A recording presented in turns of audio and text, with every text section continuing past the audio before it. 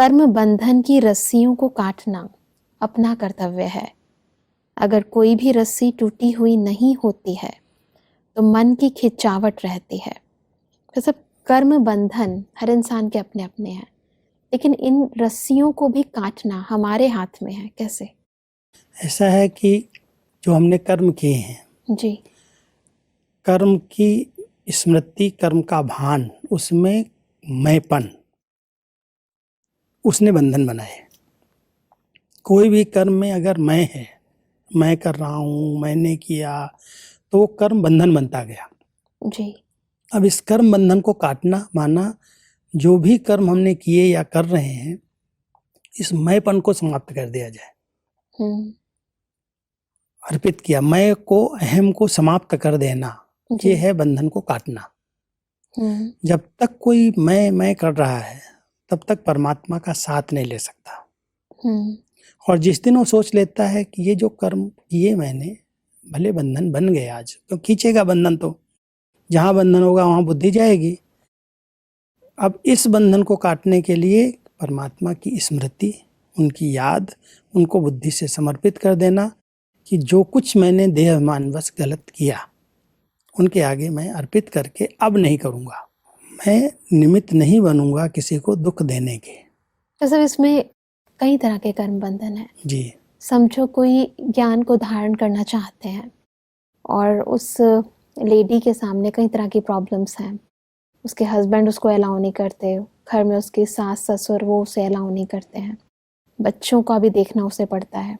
ऐसे में वो कैसे इन कर्म बंधन की रस्सियों को काट सकते हैं?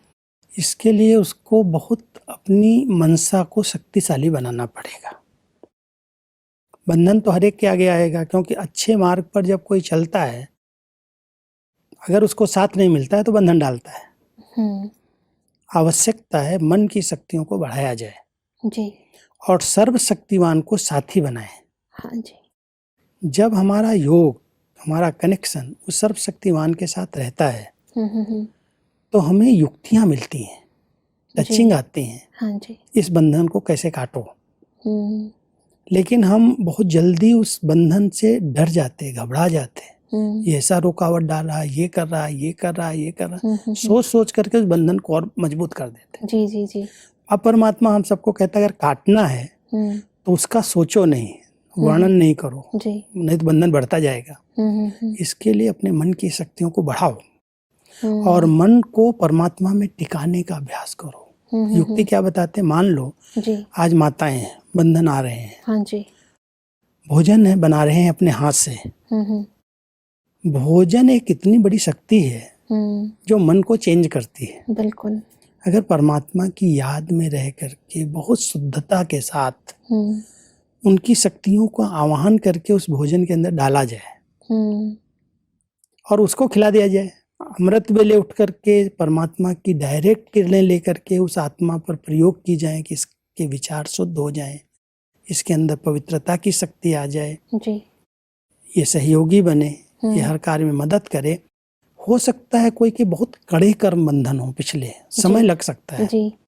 लेकिन हमें प्रयोग जरूर करना चाहिए। जरूर। कोई 21 दिन प्रयोग करे, कोई मास करे, कभी कभी 6 मास लगते हैं, लेकिन मैंने देखा है बंधन कट जाते हैं।